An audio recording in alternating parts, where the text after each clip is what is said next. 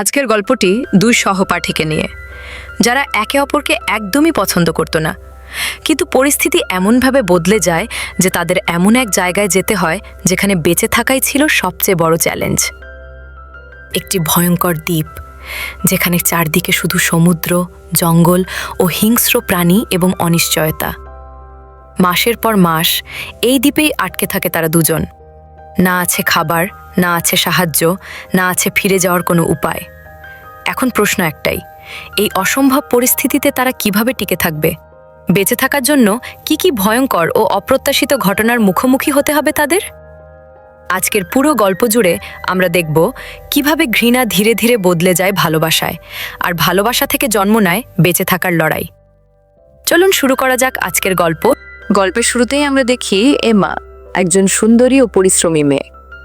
প্রতিদিনের মতো সেদিনও স্কুলে যাওয়ার জন্য খুব ভোরে ঘুম থেকে উঠে পড়ে সে বই খাতা গুছিয়ে নিজেকে প্রস্তুত করে নিয়মিত জীবনের পথে এগিয়ে যায়। এমা তার স্কুলের সবচেয়ে বুদ্ধিমান ও মেধাবী ছাত্রীদের একজন। পড়াশোনায় যেমন ভালো, তেমনি আচরণেও সবার প্রিয়। অন্যদিকে আমরা দেখি ডিনকে। ডিন একেবারেই তার বিপরীত। সে খুব অলস প্রকৃতির ছেলে।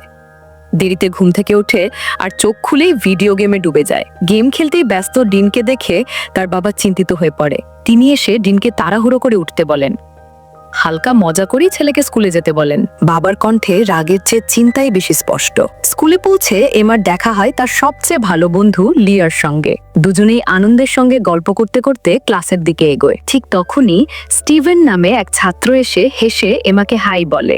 এই দৃশ্য দেখে লিয়া মুচকি হেসে এমাকে নিয়ে মজা করতে শুরু করে। সকালবেলা ক্লাসরুমে শিক্ষক জোরে করে বলেন, শোনো সবাই, আগামীকাল ভ্রমণের জন্য আমরা রওনা হব সকাল ঠিক 7টায়। ঠিক সেই মুহূর্তে দরজা খুলে যায়। হাঁপাতে হাঁপাতে এমা দেরি করে ক্লাসে ঢোকে, আর ঠিক তার পেছনেই ডিন এসে তার সাথে ধাক্কা খায়। শিক্ষক বিরক্ত কণ্ঠে বলেন, সরি বাবার দেবদূত। এদিকে লিসা এমাকে ডিন সম্পর্কে আরো খুঁটিনাটি বলতে শুরু করে। সে জানায় ডিনও এই ভ্রমণে যাচ্ছে, তার বাবার টাকার জোরেই নাকি সে এই সুযোগ পেয়েছে। ডিনের সাথে কথা বলার সময় এমার চোখ বারবার ডিনের দিকেই নিবদ্ধ থাকে, চুপচাপ, স্থির। ছুরি দিয়ে আপেল কাটতে গিয়ে সেটা একজনের উপর পড়ে যায়। ঠিক তখনই একজন ম্যাডাম রাগে ফুঁসতে ফুঁসতে এসে ডিনকে ধমক দেন, তুমি স্কুলে ছুরি কেন এনেছো? এবং সে ডিনকে প্রিন্সিপালের অফিসে নিয়ে যায়। এদিকে এমা প্রথমে যেতে চায় না, কিন্তু তার বাবা শান্ত গলায় বোঝান তারা কতটা কঠোর পরিশ্রম করেছে, এই সুযোগটা কতটা গুরুত্বপূর্ণ। শেষমেশ এমা রাজি হয়। এদিকে প্রিন্সিপাল ডিনও যেতে সম্মতি দেয়। তারপর হইচই, হাসি, ব্যাগ টানাটানি, সবাই বেড়াতে যাওয়ার জন্য প্রস্তুত। বাসের ব্রেক কষা শব্দে সবাই ট্রিনিটি দ্বীপে পৌঁছায়। বাস থেকে নামার সাথে সাথেই একজন ম্যাডাম বলেন, রাতের খাবারের আগে সবাই পুলে মজা করতে পারো, আসল প্রোগ্রাম কাল থেকে। এমা আর তার বন্ধুরা দৌড়ে পুলে যায়। পানি ছিটকে ওঠে। স্টিভেন সেখানে থাকে, ডিনও যোগ দেয়। সবাই একসাথে অনেক মজা করে। কিছুক্ষণ পর মিউজিক, আলো, হাসি, সবাই পার্টিতে যোগ দেয়। সেখানে পৌঁছানোর পর এমার চোখ হঠাৎ থমকে যায়। তার দৃষ্টি গিয়ে আটকে পড়ে স্টিভেনের উপর। কিন্তু সে একা নয়। স্টিভেন তখন অন্য এক মেয়ের দিকে ঝুঁকে আছে। চুমু খেতে দেখে এমার বুকের ভেতরটা যেন ধপ করে ওঠে। সে আর দাঁড়াতে পারে না, চুপচাপ সেখান থেকে সরে যেতে শুরু করে। হেঁটে যাচ্ছে দ্রুত পায়ে। সবকিছু দূর থেকে ডিন দেখছিল। সে এমার পাশে এসে ঠান্ডা গলায় বলে, তোমার প্রেমিকটা তো বেশ মজা করছে, তাই না? এমা থেমে দাঁড়িয়ে উত্তর দেয়, এইসব করার কি তোমার কাছে যুক্তিসঙ্গত মনে হয়? এটা হওয়ার কথা ছিল না। ঠিক তখনই সাইরেনের শব্দ। হঠাৎ পুলিশ সেখানে এসে হাজির। খবর এসেছে যে পার্টিতে কিছু ছাত্র মাদক সেবন করছে। পুলিশ সবাইকে নৌকার সামনে এসে দাঁড়াতে বলে। ঠিক সেই মুহূর্তেই হঠাৎ এমার পা পিছলে যায়। এক মুহূর্তের মধ্যে সে ভারসাম্য হারিয়ে জলে পড়ে যায়। সবাই কিছু বোঝার আগেই ডিন তৎক্ষণাৎ জলে ঝাঁপ দেয়। অনেক কষ্টে সে এমাকে ধরে ফেলে এবং তাকে একটি ছোট নৌকায় তুলে আনে। ছোট নৌকাটি দড়ি দিয়ে একটি বড় নৌকার সঙ্গে বাঁধা ছিল।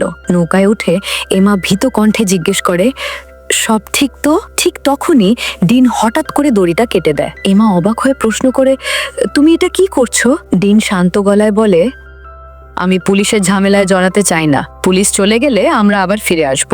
সে আরো বলে, বড় নৌকায় পৌঁছাতে সময় লাগবে, আর ততক্ষণে ওরা অনেক দূরে চলে যাবে। এর মধ্যেই প্রচন্ড ঝড় শুরু হয়। ডিন লক্ষ্য করে তারা যে ছোট নৌকায় আছে সেটার কোনো মোটর নেই। ঠিক তখনই একটি বিশাল ঢেউ এসে নৌকাটিকে প্রচন্ডভাবে আঘাত করে। ঢেউয়ের তাণ্ডবে দুটি নৌকায় এক মুহূর্তে নিয়ন্ত্রণ হারিয়ে ফেলে। ভোরের দিকে প্রবাহের টানে তারা দুজনেই আরব সাগরের গভীরে ভেসে যায়। জলে ভিজে যাওয়ায় ডিনের ফোন পুরোপুরি নষ্ট হয়ে যায়। সে এমার কাছে ফোন চায়, কিন্তু এমার ফোনেও কোনো নেটওয়ার্ক পাওয়া যায় না।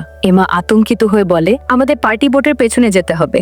দিন তাকে আশ্বস্ত করে বলে, চিন্তা করো না, কেউ না কেউ নিশ্চয়ই আমাদের খুঁজবে। ঠিক তখনই দিন দূরে কিছু দেখতে পায়, সমুদ্রের মাঝে একটি দ্বীপ। শেষ ভরসা হিসেবে সে নৌকাটাকে সেই দিকেই ঘোরায়। অনেক কষ্ট আর সংগ্রামের পর অবশেষে এমা ও ডিন দুজনেই সেই অচেনা দ্বীপে পৌঁছে যায়। নৌকায় খোঁজ করতে গিয়ে দিন একটি ফ্লেয়ার বন্দুক খুঁজে পায়। সে সেটি নিজের কাছে রেখে দেয়, হয়তো কোনো বিপদের সময় কাজে লাগবে ভেবে। এরপর দুজনেই আশায় বুক বেঁধে দ্বীপের ভেতরের দিকে এগিয়ে যায়। এমা বলে, হয়তো ভেতরে কোথাও কোনো হোটেল বা লোকজন পাবো, সেখান থেকে সাহায্য মিলতে পারে। অন্যদিকে গত রাতের পার্টির ঘটনার কারণে শিক্ষকরা পুরো ট্রিপ বাতিল করে দেন। লিজি তখন শিক্ষকদের জানায় এমা এখনো হোটেলে পৌঁছায়নি। সে ফিরে এসে বলে সে এমাকে শেষবার দেখেছিল একটিবার পার্টি বোটে। শিক্ষকরা সঙ্গে সঙ্গে সব শিক্ষার্থীর উপস্থিতি নেন। তখনই তারা বুঝতে পারেন ডিনও নিখোঁজ।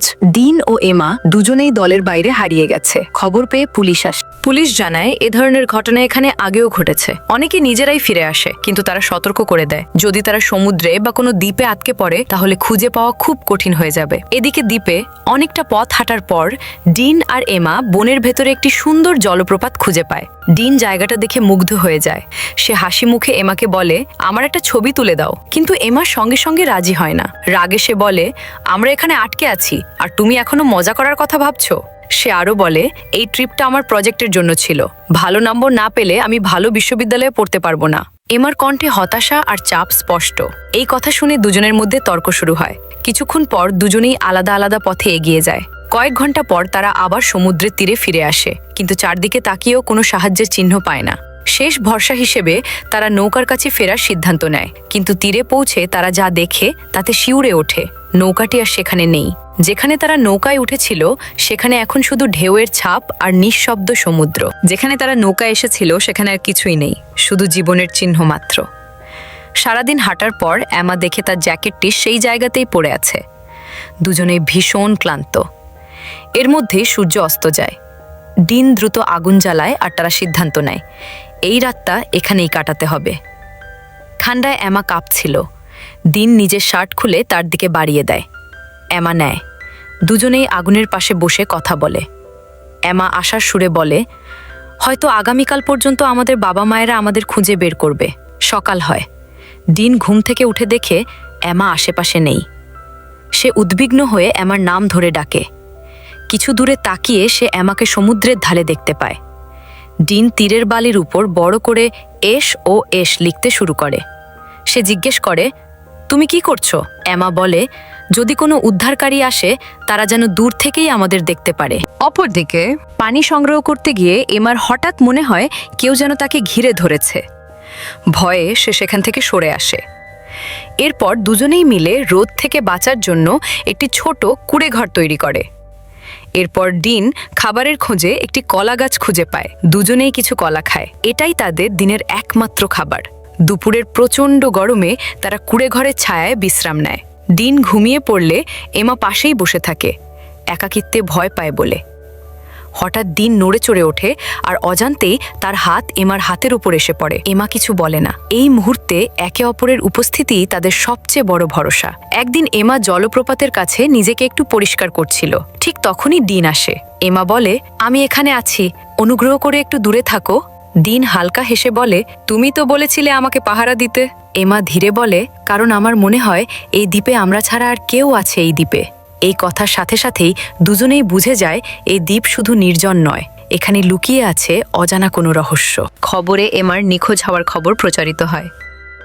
হঠাৎ এমার চোখে পড়ে মাটির ভেতর অর্ধেক পোতা একটি মানুষের খুলি। ভয়ে এমা কেঁপে ওঠে। সে বলে, হয়তো অন্য কেউ আমাদের মতো এখানে আটকে পড়েছিল। যদি আমরা সাহায্য না পাই আমাদের পরিণতিও এমন হতে পারে। দিন দৃঢ়ভাবে বলে, আমরা বাঁচব, আমরা অবশ্যই বাড়ি ফিরব। পরদিন সকালে হঠাৎ এক ঝড় আসে। এমা প্রথমবার এমন প্রকৃতির রূপ দেখে মুগ্ধ হয়। কিন্তু ঝড় থামার পরই সে লক্ষ্য করে ডিন আশেপাশে নেই। ভয়ে সে তাকে ডাকতে থাকে, কিন্তু কোনো সাড়া পায় না। খুঁজতে খুঁজতে সে জঙ্গলের ভেতরে যায় এবং দেখে ডিন মাটিতে একটি গর্ত খুঁড়ে সেই খুলি পুঁতে ফেলে। পরে তারা জলপ্রপাতের একপাশে বসে বিশ্রাম নেয়। হঠাৎ চারপাশে নেমে আসে বৃষ্টি। দুজনেই বৃষ্টিতে ভিজে কিছু সময়ের জন্য সব কষ্ট ভুলে যায়। ডিন একটি ছোট ফুল তুলে এমার চুলে গুজে দেয়। এমা হেসে বলে, এই দ্বীপে থেকেও আমরা কিছু সুন্দর মুহূর্ত খুঁজে পাচ্ছি। এদিকে কবরে বলা হয় এমা ও ডিন নিখোঁজ হওয়ার 1 মাস পেরিয়ে গেছে। পুলিশ ধরে নিয়েছে, তাদের বেঁচে থাকার সম্ভাবনা খুব কম। তবুও অনুসন্ধান চালু থাকে। তাদের এই দ্বীপে আটকে থাকার মাস পেরিয়ে যায়। তারা এই দ্বীপের সৌন্দর্যের মাঝেই তারা জীবনযুদ্ধ চালিয়ে যায়। সমুদ্রে সাঁতার, খাবারের খোঁজ আর প্রতিদিন বেঁচে থাকার চেষ্টা। ধীরে ধীরে দুজনের মধ্যে গড়ে ওঠে ভরসা, সম্মান আর গভীর মানসিক বন্ধন। ডিন ফল কুড়াতে বনের ভেতরে যায়। হঠাৎই উপর থেকে ভেসে আসে একটি বিমানের শব্দ। ডিন আর এমা দৌড়ে খোলা মাঠের দিকে ছুটে আসে। ডিন দ্রুত এমার ব্যাগে হাত ঢুকিয়ে ফ্লেয়ার বন্দুক খুঁজতে থাকে। যদি একটা সংকেত দেওয়া যেত, কিন্তু বন্দুকটা নেই। বিমানটি চলে যাওয়া পর্যন্ত এমাও ব্যাগপত্র খুঁজে দেখে। ডিন বনে একটি অদ্ভুত শব্দ শোনে। সে উৎসুক হয়ে এগিয়ে যায়। এমা আতঙ্কিত হয়ে তাকে অনুসরণ করে। হঠাৎ দূরে দেখা যায় একটি কালো চিতাবাঘ। ভয়ে এমা দৌড়াতে গিয়ে পড়ে যায়।